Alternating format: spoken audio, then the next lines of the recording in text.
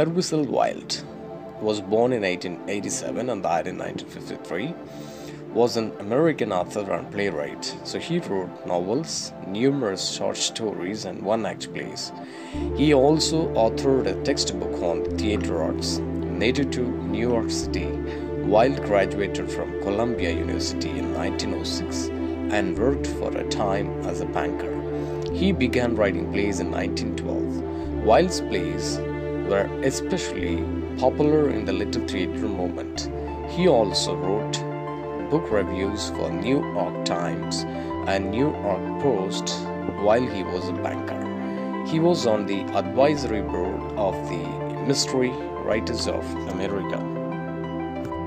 So, what is the theme of the story? Number 1. It is greed and its effect on individuals. அதாவது இந்த கதையில் பேராசை பற்றி நாம் பார்க்க இருக்கிறோம்.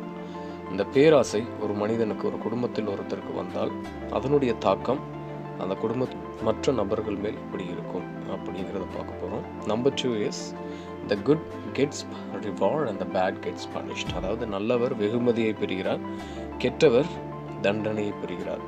ஸோ யார் நல்லவர் யார் கெட்டவர்ங்கிறத பார்க்க போகிறோம். நல்லவருக்கு எப்படிப்பட்ட வெகுமதி கிடைத்தது அப்படிங்கிறத பார்க்க போகிறோம். கெட்டவருக்கு எப்படிப்பட்ட தண்டனை கிடைத்ததுங்கிறத நம்ம பார்க்க போகிறோம். Plot. Mr. Robert Baldwin works in the bank of Mr. Grisham, who is now in police custody for misappropriation of depositors' money. He offers Baldwin $100,000 as bribe to say 3 words, "I don't remember," at the time of the trial, which is going to take place the next day. The reaction to this offer from all other members of his family is the main plot of the play.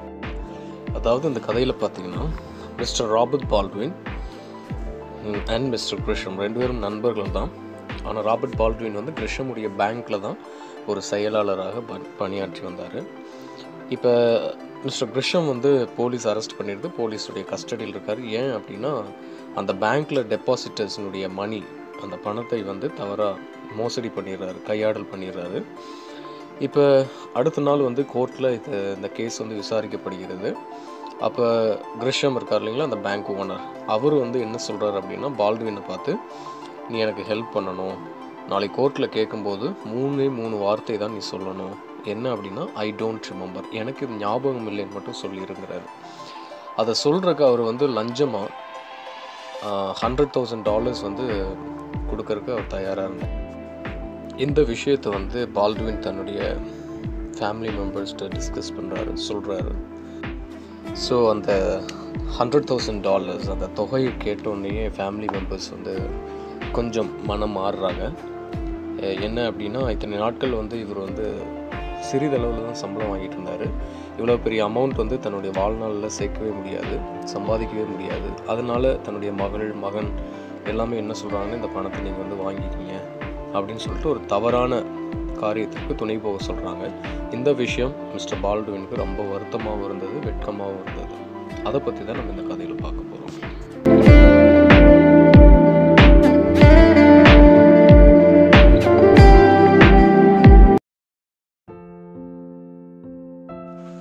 Robert Baldwin is the personal secretary of John Grisham. When his boss underpaid him, Baldwin did not complain. He is a man of integrity and honor. He is also a long-suffering and dependable person. When Grisham begged him to testify under the defense of faulty memory, he rejects despite the money offered to him. He is morally incorruptible and he is stubbornly against misrepresentation of any kind. He is truly distressed about taking the bribe money. When his family force him to tell a lie for money, he is shocked, but he remains firm in his decision. He represents whole generations of honorable persons. அதாவது Robert Baldwin அப்படிங்கிறவர் ஒரு நல்ல மனிதர், உத்தமமான மனிதர். கிரிஷமுடைய personal செக்ரட்டரியாக இருந்தார், செயலாளராக இருந்தார். கிரிஷம் பால்ட்வினுக்கு குறைந்த சம்பளமே கொடுத்துட்டு இருந்தார். இருந்தாலும் அந்த சம்பளத்தை குறித்து அவர் எந்த கம்ப்ளைண்டும் பண்ணுறதில்ல. இவர் வந்து ஒரு நல்ல மனிதர்னு நம்ம எப்படி தெரிஞ்சுக்கலாம் அப்படின்னா, கிரிஷம் வந்து போலீஸ் கஸ்டடியில் இருக்கும்போது பால்ட்வின்ட்டு ஒரு ஹெல்ப் கேட்குறாரு. என்ன அப்படின்னா 3 வார்த்தைகள் மட்டும் சொல்கிறாரு, எனக்கு ஞாபகம் இல்லைன்னு சொல்கிறாரு. ஆனால் பால்டுவினுக்கு வந்து அவர் கொடுத்த அந்த லஞ்ச பணத்தின் மேலே எந்த ஆசையும் கிடையாது. ஏன்னா அவர் ப்ராமிஸ் பண்ணியிருந்தார் $100,000 கொடுக்குறேன் அப்படின்னு. எந்த ஆசையும் அவர் கிடையாது. ஏன்னா இந்த பால்டுவின் இவர் வந்து ரொம்ப உத்தமமான ஒரு மனிதர். எந்த சூழ்நிலையிலும் தவறுகள் அவருடைய வாழ்க்கையில் நடக்கக்கூடாது என்பதற்கு மிக கவனமாக இருப்பார். அப்படிப்பட்ட சூழ்நிலையில் வந்து தன்னுடைய குடும்பத்தில் வந்து உள்ள நபர்கள் வந்து இவரை பொய் சொல்லி அந்த பணத்தை வாங்கிக்க சொல்கிறாங்க பேராசையினால். இது பெரிய ஒரு ஷாக்காக இருந்தது, அவருக்கு அதிர்ச்சி அளிக்கக்கூடியதாக இருந்தது. ஸோ இந்த நல்ல மனிதர் ராபர்ட் பால்டுவின் பற்றி இந்த கதையில் நம்ம பார்க்க போகிறோம். John Grisham was the boss of Baldwin. He had a positive outlook, but this outlook changed when he got accused of misappropriation of depositors' money. He told Baldwin a lie. He also offered $100,000 to bribe to Baldwin to save him. So he was dishonest and corrupted. However, in the end, he turns out to be fine by confessing his mistake. He also spreads out Baldwin's reputation as a decent and dignified man. அதாவது John Grisham பால்டுவினுடைய pass. வெளி தோற்றத்திற்கு நல்லவராக தெரிந்தாலும் உள் தோற்றத்தில் அவர் வந்து ரொம்ப ஒரு கெட்ட மனிதர். ஏன் அப்படின்னா அவர் டெபாசிட்டர்ஸ்னுடைய மணியை வந்து கையாடல் பண்ணிடுறாரு, அதை மிஸ்யூஸ் பண்ணுறாரு. அது இல்லாமல் வந்து பால்டுவின் ஒரு பொய் சொல்லவும் சொல்கிறாரு தன்னை காப்பாற்றுறதுக்காக. மேலும் லஞ்சமும் கொடுக்குறாரு. ஸோ ஒரு கெட்ட குணம், ஒரு நேர்மை இல்லாத தனம் அவருக்குள்ளே இருக்கிறத நம்மளால் பார்க்க முடியுது. ஆனால் எப்படி இருந்தாலும் கதையின் லாஸ்ட்டில் பார்க்கும்போது அவர் தன்னுடைய தவறை ஒற்றுக்கொள்கிறார். This story is positive in that the bad gets punished and the good gets rewarded. However, the battle between self and society are intensified in the character of Mr. Robert Baldwin, the secretary of a powerful bank, President Mr. John Grisham. Mr. Baldwin represents an everyday American man who works for a living and whose salary may not be as good as he wished to support his family. His family, in turn, also represents the typical American family with its views on morality and the hope for the American dream. Everything changes when we find out that Mr. Grisham, Robert's boss, is accused of misappropriating the bank's money, which in turn hurts the clients of the bank. As Mr. Grisham is arrested, we immediately lose confidence in his character. Mr. Grisham was a good boss to Mr. Baldwin and seems to have been the type of person nobody would suspect. To see him as a thief leaves a bad taste in the reader's rapport with him, making the reader realize how badly money can influence people.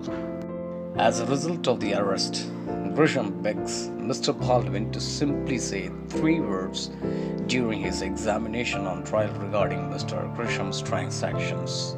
I don't remember. As a reward, he offered $100,000, an amazing amount of money at the time of story. Once again, money changed everything, only not with Mr. Baldwin. It is his family who suddenly changes from being virtuous, respectable, and incapable to allow Robert to tell a lie. When they hear about the bribe, they insist that maybe Robert should consider saying just those 3 words.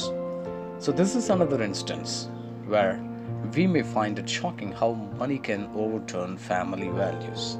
Yes, it is Robert what brings the hope back into the story. He simply cannot accept a bribe, but most importantly, he cannot bear telling a lie. For this reason, he respectfully rejects the offer. This action left Mr. Grisham ashamed of himself, which led him to confess his own crime. The end of the story is positive because Robert Baldwin's honesty and integrity landed him a good job in another bank. His reputation as a decent and dignified man was spread out by Mr. Grisham, who realizes what a good man Robert is.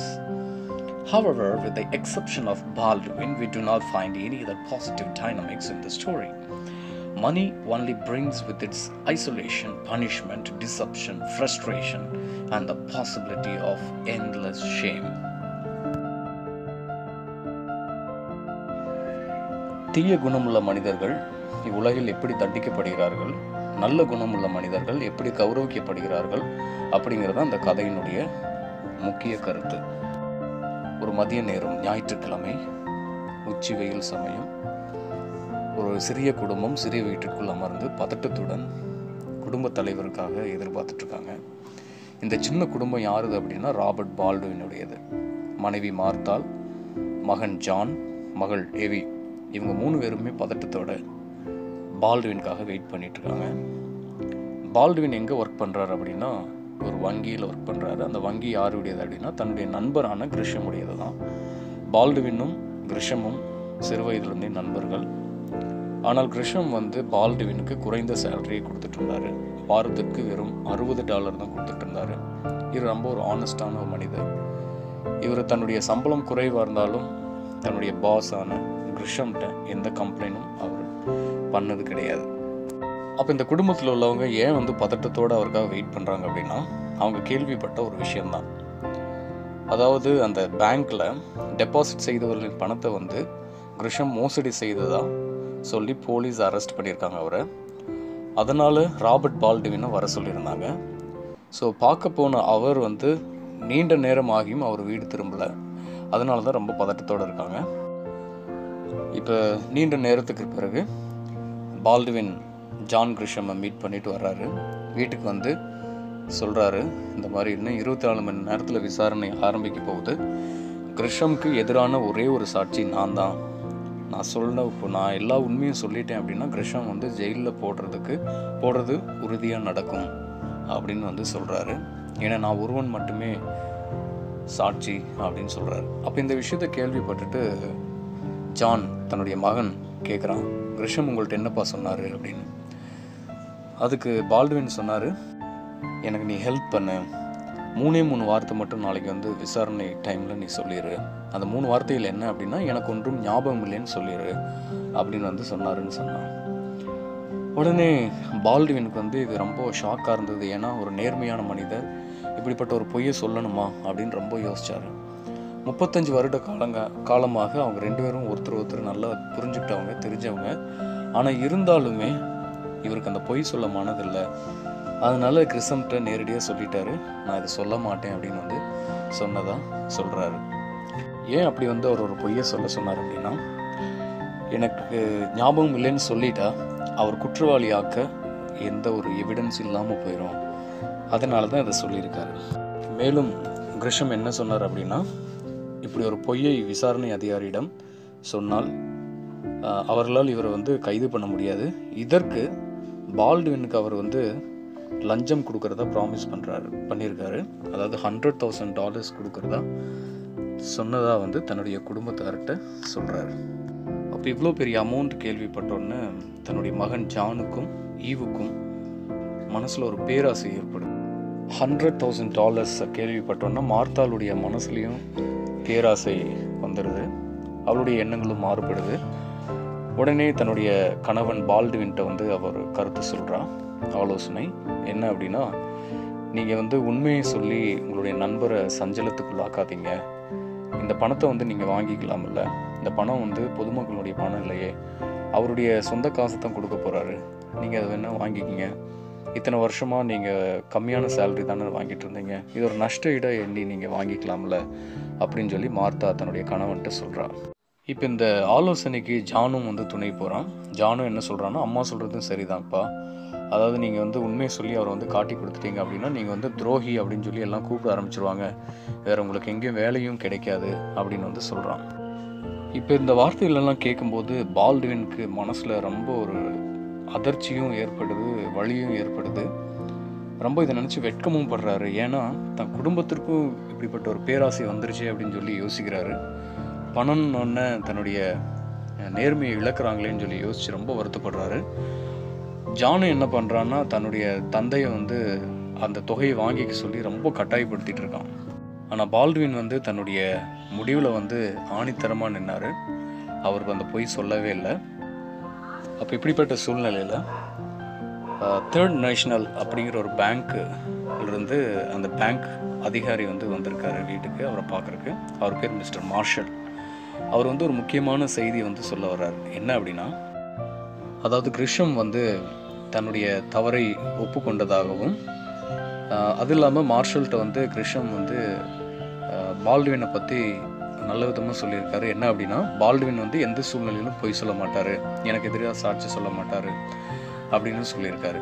So இப்படிப்பட்ட ஒரு நல்ல மனிதரை சந்திக்க தான் இந்த வங்கி அதிகாரி வந்திருக்காரு, இந்த மார்ஷல், மிஸ்டர் மார்ஷல். அப்போ இவர் வந்து என்ன சொல்கிறார் அப்படின்னா, இந்த நேர்மை பாராட்டி தன்னுடைய வங்கியிலேயே இந்த 3rd இன்டர்நேஷ்னல்ஸ் அப்படிங்கிற ஒரு வங்கியில் இவருக்கு வேலை தரப்போவதாகவும், அப்படிப்பட்ட ஒரு உண்மையான மனிதருக்கு தன் மதிப்பும் மரியாதையும் அளிப்பதாகவும் மார்ஷல் கூறினார். ஸோ இந்த கதையில் நம்ம என்ன கற்றுக்குறோம் அப்படின்னா, நேர்மையாக இருந்தால் அதற்கான பலன் நிச்சயமாக கிடைக்கும். நம்ம நேர்மையாக இல்லாமல் இருந்தால் அதற்கான தண்டனை நிச்சயமாக கிடைக்கும். இப்போ பால்டுவின் நேர்மையாக இருந்தனால தான் கடைசியில் அவருக்கு ஒரு இரட்டிப்பான ஆசீர்வாதம் அவருக்கு கிடைச்சது. கிரிஷம் உண்மையாக இல்லாதனால அவருக்கு பனிஷ்மெண்ட் கிடைச்சது. அதனால் நம்மளுடைய வாழ்க்கையில் நேர்மையாக இருக்க கற்றுக்கணும். So honesty is the best policy. Thank you so much.